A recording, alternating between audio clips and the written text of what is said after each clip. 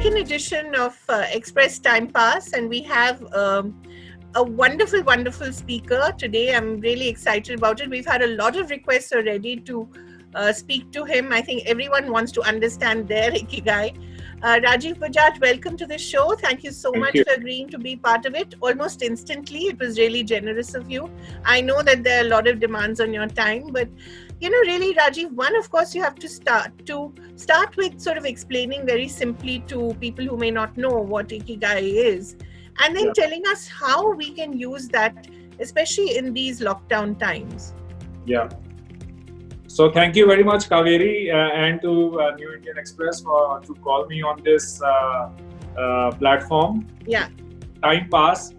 Ikigai is also a kind of time pass. Because Ikigai, all of us in Hindi ask this question, time kaise pass kar rahe ho? Exactly. Especially in these COVID times. And, so these are the times, I would say, which would determine, who we truly are. And I must compliment you and your platform to bring this conversation at this time, because we are all introspecting and, our mental, emotional, intellectual faculties are tested to the hilt. Absolutely. And we are almost like a bare bones. It's almost like being on a Maunvrat socially, so being it's like going to Vipassana, or it's like going to a jungle camp. Yeah. How you feel, how these teenagers feel after those boy and girl scout outings. Yeah. So we're almost all in that frame of mind. So this is the right time to speak of Ikigai. Yeah. And Ikigai, as simply explained, it is a combination of Ikigai word and Japanese words are very, very complex. And as I have said in my TED talk, they are very hard to translate into English language. English language is a very poor, medium to understand because in Japan and in Eastern cultures, each word is a philosophy in itself. So Ikigai is a philosophy. But if you were to purely in English terms break down the word, it is a combination of Iki and Kai, which becomes Ikigai, which means life flow. Flow of life. How do you pass your time? How do you what is your life purpose? And what is your reason for being? So that is what could be defined as your Ikigai. And how do we use this time, Rajiv? Because that's really critical. When the world is going through an enormous crisis and you see so much pain and suffering around us, how do we use this time to learn what our Ikigai is, if we haven't discovered it as yet? Yes. So this is actually, as I said, and I started out with it, that this is the time actually. If we don't sort, our mind and our bodies out at this time, we never will. Right. And what I've been sharing with my friends, and all of us are friends here on this platform. What I've been sharing with everybody, Kaveri, is that we need to come out of this stronger, wiser, and happier. Right. So if we can, what are we doing to build our immunity? Because, people who are succumbing to COVID primarily are people, one, either they are elder or they have some lifestyle disease. So in Italy, 99% of the mortality is people who were not healthy or were above a certain age. Right. So if we are above a certain age, let's say above 70, we have a particular responsibility to ourselves to take care of our health. Right. So what are we doing to build our immunity, build our health? Yeah. Are we getting bored? Or are we actually have we found certain tools to be happier? Yeah. And can we be happy by ourselves? Do we need the crutches of a social connect with a larger audience? Can we just be happier by ourselves, or with our spouse who we are locked in the room with, or our immediate nucleus family, whoever is in the room? Can we just be happy as a unit? Yeah. And with our people, who support us in our life, our staff.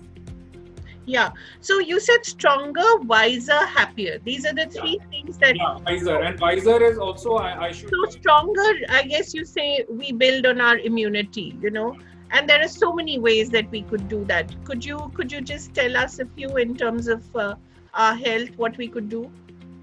Yeah, so health, there are some very health. By the way, immunity boosting is not an overnight thing. Again, Yeah. it's a. So if I were to use the example of Okinawans, Right.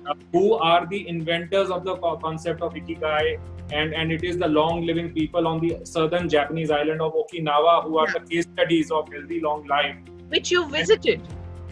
which I visited, and I Yeah. spent a week there.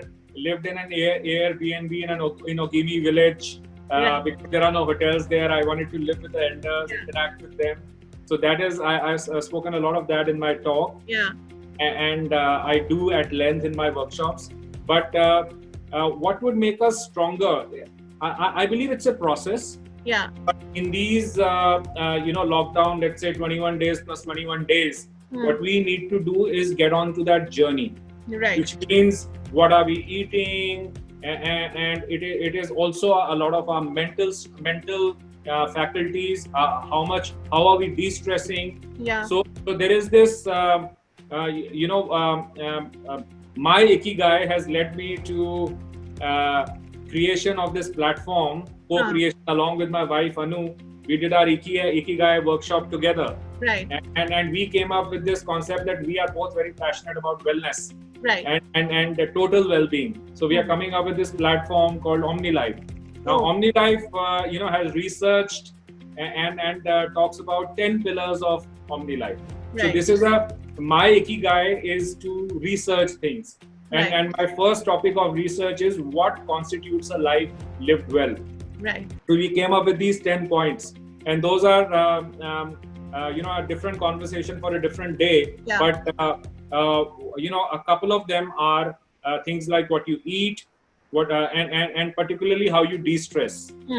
And are you sleeping enough? Because all of us complain of being sleep deprived. Right.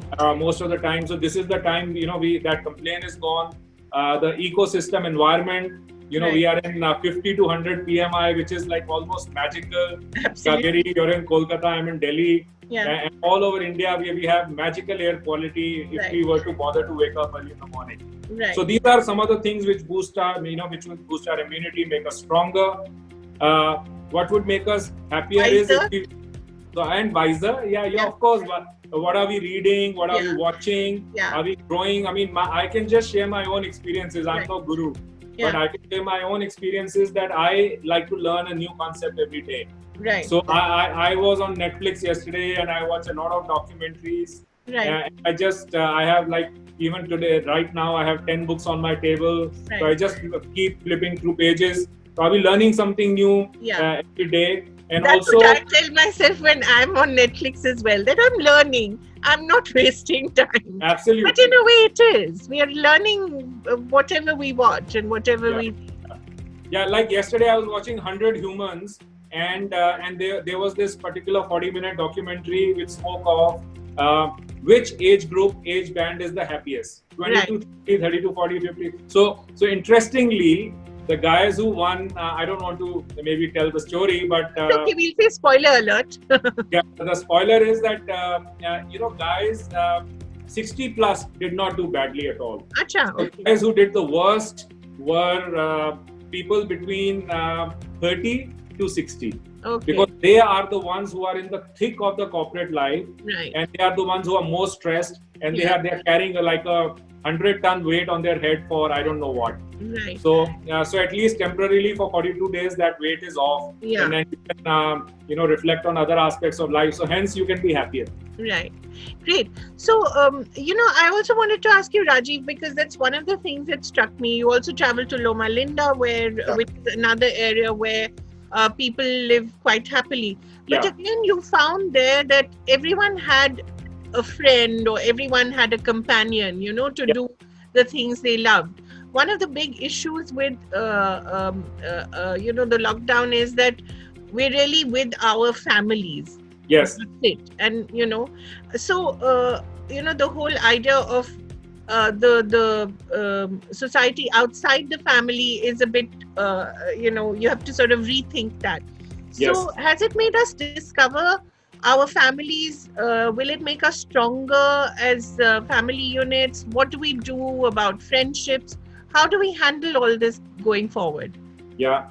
So, I mean, I can, that's a great question, and I can just share a few of my own experiences. Right. I haven't met my mom, who's my closest person in life. I haven't met her for a month. Yeah. And she, it's unheard of that, on Ashtami, I eat breakfast, lunch, dinner. I eat chana and halwa made by her with puris. Right. So she was very, low that I couldn't make it. But we replicated it. Her recipe we cooked in our own house here. Oh, nice. We're about 15 kilometers apart. Right. And I ate it. I sent her pictures. I video chat with her. And so, there are ways to connect. There are close friends. Drinking is not a priority for me right now. But, there are a few friends. Like tonight, it's a friend's birthday, and at 10:30, we are celebrating his birthday online. We'll all have a glass of wine in our hand. That's So there are nice. ways to connect up, and as a family, my boys are 23 and 21. Right. So they're at that age. They don't need much of us. They need their own private time. Yeah. But we haven't. They've just come back from college Right. in US after their studies. So this is a very, very precious time Right. for us. If you just were to be that much, just be in the moment and be self-aware and think. Just if you were to reflect that, Yeah. will this time come again? Yeah. In these 42 days, what can I do with my life? Yeah. What sort of interaction I can have with my nucleus family? Right. So we've been playing, a lot of online games, Psych, and whatever we enjoy doing together, Ludo, Monopoly, and whatever works. And we did a treasure hunt around the house, and we've done fun stuff like that. Right. Right. But Ikigai is also, as you've said, the convergence of 4 different things: your passion, your mission, your profession, your vocation. That's And right. when all these intersect, you really find what your Ikigai is, your reason. Truly, and that's what it makes Ikigai so hard to find, because you have to be really, really fortunate. Yeah. And in the right place at the right time, with the right mindset, with the right people around you to coach you, mentor you, guide you to find your Ikigai. Right. So, one thinks of, let's say, somebody like Sachin Tendulkar, Yeah. who's a national icon, global icon. Now, I ask myself this question: Is Sachin, did he in his career follow his Ikigai? Right. Yes, and maybe. So how yes is that if Ikigai has to do with your interaction with people. So if, let's say, Sachin played cricket only to make those 20,000 runs, Right.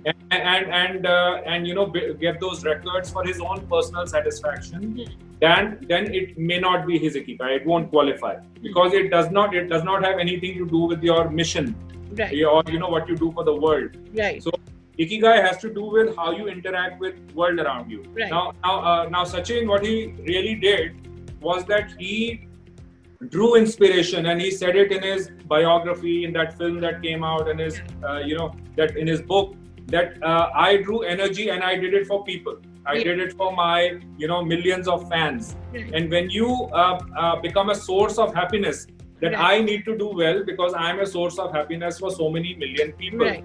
And Right. then it is your Ikigai. So, Right. just a slight change in your own attitude, Right. kind of helps determine, whether you're following your Ikigai or not. But more than that, your level of motivation zooms up. So, for example, again, Netflix, I watched with my son another documentary, which is about the Brazilian soccer team. I think it's called All or Nothing. And it's so motivating, so inspirational. First time ever you've gone into, the locker room of a major soccer team. And they, it is about how they are pepped up, how they pep Right. each other up, how they rise up after falling down. Right. And essentially the bottom line is, they are making their countrymen and their fans all over the world proud. Is Right. their Ikigai. Now a Japanese version, Yeah. and one thing I would recommend to everyone, each Yeah. one of our viewers today, is to watch this, Google this Nescafe ad. And if you just write Nescafe Ikigai ad, it's an ad film, 2.25 minutes. It is a beautiful description of the Japanese version of Ikigai, which is simply, it has nothing to do with commerce, but so it has nothing to do with your profession. That is what the Venn diagram, what you spoke of, is a Western definition. Right. The Japanese definition is purely whatever makes you happy. So that, that I believe was a beautiful description of Ikigai. Right. And Rajiv, sorry, you were saying something? Yeah. Sorry. No, I lost the thought of, just to complete the loop of that thought of the Brazilian national team. Why they are following their Ikigai is because their intention is to make people happy. And even in that Nescafe ad, what they show is this boxer wants to win the tournament, and he doesn't want to win the tournament for his own medal. Yeah. He wants to win the medal because he wants to make his team happy. Right. So he's doing it for his co-team members. Right. And that's why it is his Ikigai. Right. So in everything, really, you have your, not just your individual self, but the larger community built in. So it could be a mother who's just sort of perhaps cooking a meal. But she's cooking a meal to make her family happy. It's not just because she has to do it to make her family happy. So that's very interesting because it's teaching us a kind of selflessness as well, which perhaps we've lost somewhere along the way. So do you see this kind of selflessness, which we've not seen so much of in India, perhaps? Do you see it coming back into fashion? You see a philanthropist side coming forward? Absolutely. I mean, I haven't seen this sort of community connect. As we say in Indian culture, Vasudevam Kutumbakam, the whole world is one. And I remember, sharing in a bar in Japan, sharing this with one Swiss gentleman I met. So he made me Google it. He Googled it. He wrote down the meaning and he WhatsApped me later about it. He found that term that the whole world is one. We are all interconnected. He found that so powerful. And this is the right demonstration that I know people who have taken over, their neighborhood clubs and they're using the kitchen to cook 1,000, 2,000, 3,000 meals a day and, and send it to people who need it. We haven't seen this sort of community care, our healthcare workers, the kind of missionary spirit with which they are working. I mean, the kind of connect has been phenomenal. Also, your other point, of us discovering each other as family members. Like I'll give you my own example of my wife.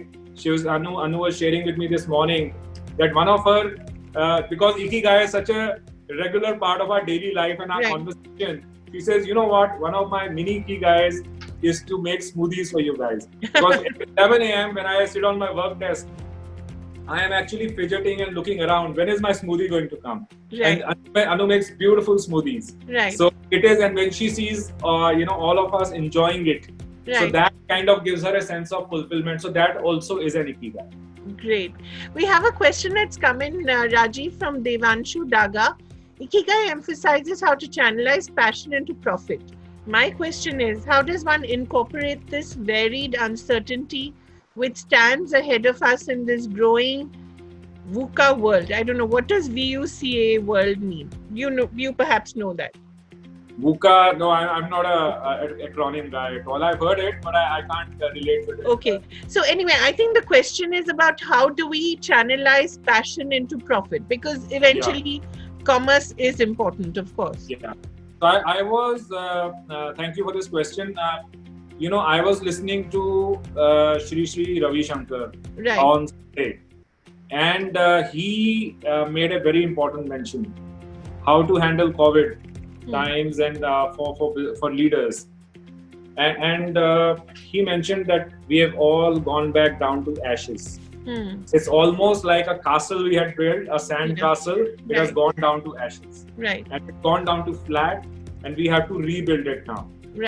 So whatever creation we have done as a business, as a professional, or you know, what we had a goal. If you are a business manager and we had a target, that whole thing has been you know, undone, Right. and we have to begin afresh. It's Right. almost like a reboot in our professional lives and our personal lives. So this is also a challenge and an opportunity.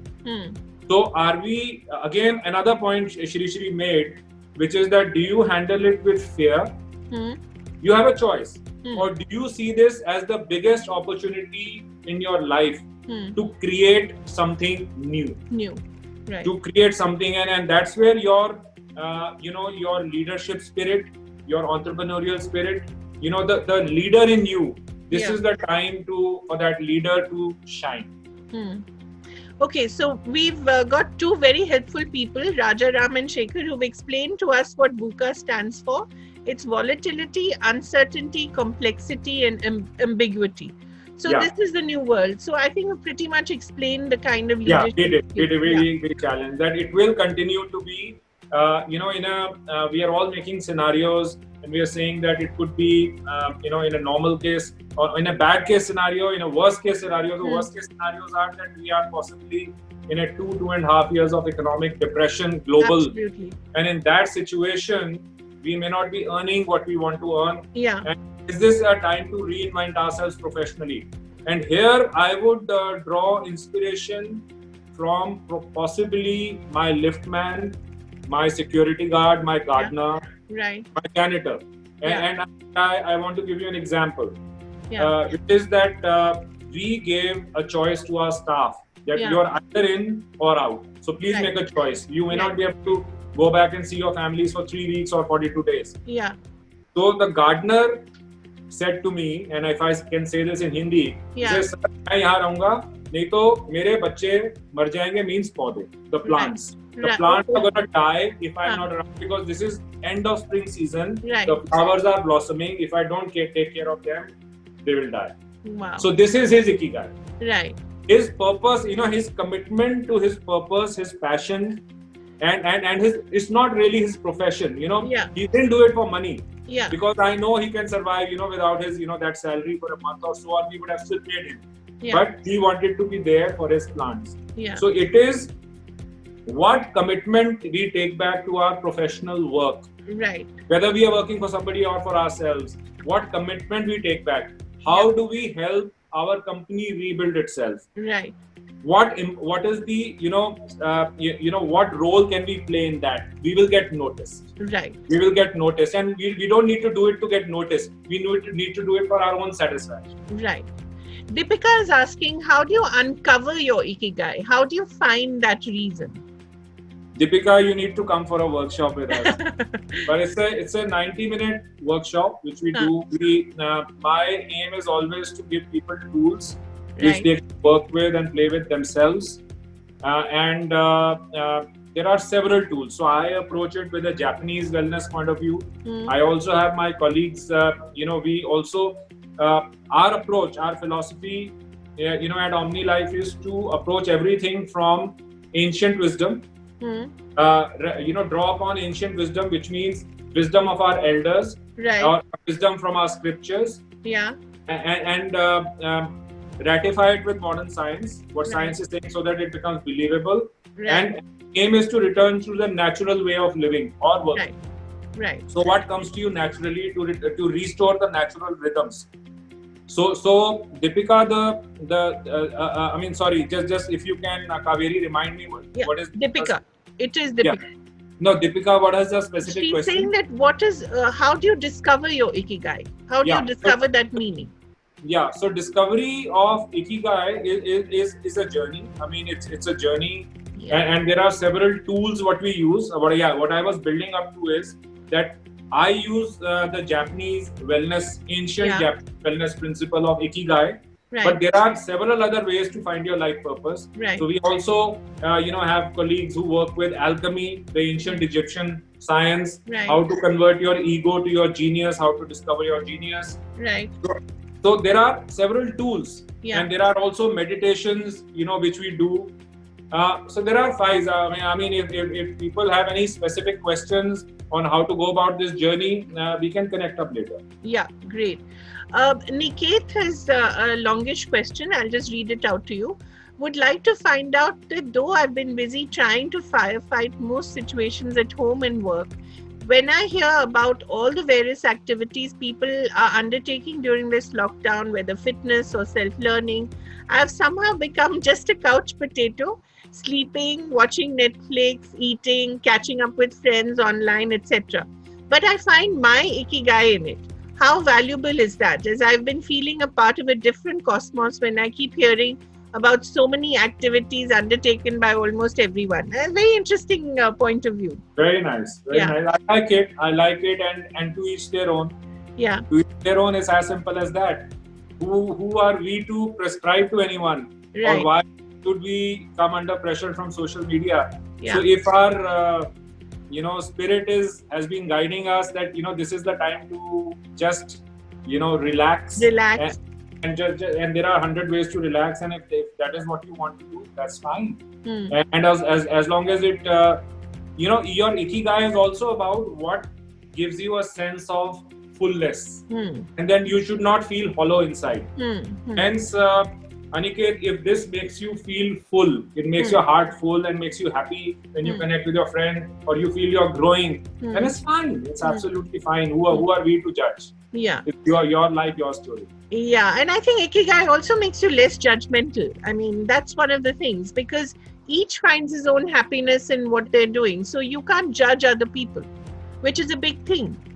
Yeah, absolutely. We should never be judging other people, and ikigai can be so totally different for different people. Yeah. And using example of Japanese people, I could give you an example of in Japan, you have these 8-seater bars. So just imagine, in Kolkata, in Baliganj, in a small by-lane, just round the corner, there's an 8-seater bar which only serves rum. So now somebody loves rum, so they have started this 8-seater bar. So I happened to ask one of these bartender young ladies that is this commercially viable for you? And she gave a very interesting answer. She says, no, I work as a manager in an art gallery during the day. Oh. But I do this in the evening. Right. I get to meet people like you, because every day people from all over the world, different parts of the country come, and I grow and I learn, and I love interacting with my people. Right. Like Aniket, what he said earlier. So this is my ikigai. Great. Vanita Rungta has a question. Will you be able to do an online personal session? Yes, Vanita, while I run a business in financial services, but helping people find their ikigai is my ikigai. And I do it as a profession now. I do it over the weekends. Kaveri got me into this one on a Wednesday, but normally I do this on weekends. Right. And I do one-on-one coachings, and I also run group sessions. I ideally like groups of 10 to 15 people. So if you can get a group of people together, Deepika also wanted to know earlier. I'm happier taking you, through a session of a workshop. Even in my TED talk, I've explained the basic tools. Yeah. What I tell people is that, make a diary and write down things what you love doing. The 4 things: what you love, what you're good at, what the world needs, and where you could make money. Yeah. So you start writing them down. But I need to talk to you at a much greater length and in much greater depth to help you go on to that journey and follow that process. So I can share that tool with you, definitely. Yeah, wonderful. Rishi Loya has a question. Hello, sir. What is the difference between purpose of life and aim of life? Interesting question. Very interesting, Rishi. Yeah. Thank you for asking, because it gives me a chance to answer. Huh. So, like I said at the beginning, ikigai is, all about what ikigai is not. If you want to understand ikigai, first understand what ikigai is not. Right. So ikigai is not a business goal. Yeah. It is not that I am the head of this NBFC bank or a manufacturing company, and I want to achieve 100 crore target this year, or I want to make so much profit. It is not about selling so many units. Yeah. Ikigai is not an aim. Let's say that I want to be 80 kilos of weight. Right now I'm 90 kilos. I want to be 80 kilos of weight. Right. Ikigai is a daily exercise, something you do every day and something which makes you happy. Right. Hence, that is and something which will fills your heart with joy. Right. That is your ikigai. So that is how you distinguish ikigai as more towards purpose than an aim. Aim is a more of a one-time thing, whereas a purpose is something like an ongoing. It's like chugging along, and also this has linked to the concept of longevity. So like people in Okinawa, they live long, they're healthy long. So there are global researches to prove that if you have a purpose in life, that would be one of the reasons when you become older. And there are loved ones, many of our loved ones who we see today are not around us. So what will get us through life if we are one of the few fortunate or unfortunate ones to live long? The only thing that will get us through is having a purpose. And love is a great purpose to have. Absolutely. In fact, ikigai is all about emotions. Yeah. And love is expression of emotion in whatever you do. So the Nescafe ad, when you see it, it will show you this craftsman, the love with which he is making, or this lady tending to her horses. Right. That is her. Or when I went to Okinawa, I met Mio-san and Fuji-san, and Mio-san from a quarter of an acre farm.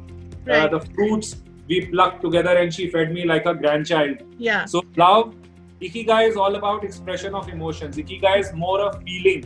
Right. And anything which does not evoke a feeling in you is not your ikigai. Yeah. So we've been told time's up, but Rajiv, one last question.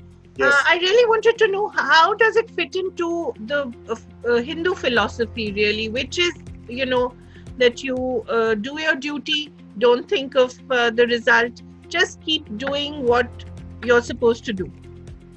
Yeah. So I must confess that I'm not so religious, but I'm more spiritual. Yeah. And I read different scriptures, including ours, but not in too much depth. So my knowledge would be superficial. But one of my guru friends, what he told me is that ikigai is like following your dharma, the philosophy of dharma. Now, some of our participants may know much more about it. Yeah. But if you Google and read about the Hindu principle of dharma, more than karma is like do your work and do not do not be dependent on the outcome and accept whatever the outcome is. Right. But dharma is more about follow your duty, or what is your duty. Yeah. Now ikigai is linked to it, but is also different. That each one of us has this unique gift.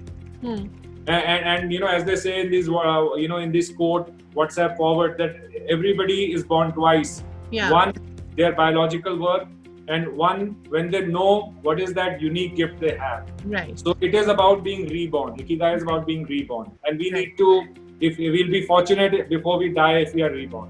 Right. Just the absolutely last question from Pulkit B. Ikigai is something that makes your heart filled with joy. Is your ikigai always morally upright? Interesting question. Sometimes the not so moral emotions fill your heart with joy. Yeah, no, so this is interesting. Not necessarily. I mean, we can Pulkit and I can connect on the side, and so, but your ikigai can be possibly X-rated. So let's leave it there. It could be anything which satisfies a person. Right. Thank you so much, Rajiv. You've been a wonderful, wonderful panelist, and I think we really enjoyed it and took away so much. It wasn't just time pass; it was really useful time pass. Thank you so much. Thank you so much, and lovely. Stay safe, stay healthy. Become stronger, wiser. Yes, healthier. Whether you sit on the couch or whether you run around your house. Yeah. And somebody did a 42-kilometer marathon around there. 20 in Germany. Yeah. And I know friends who do 10,000 steps in their DDA flats. Right. So it is their ikigai, their commitment. Absolutely. So Kaveri, lovely meeting you online. Love to meet you physically, shake your hand. Yes, we'll do that when times are better. Distance. Yes. Thank you. Follow our Prime Minister's advice. Thank you so much. Bye. Lovely meeting all of you. Do connect with me. Give them my email ID and I'm happy to answer them. We'll do that. Thank you so much. Bye. Bye. Bye.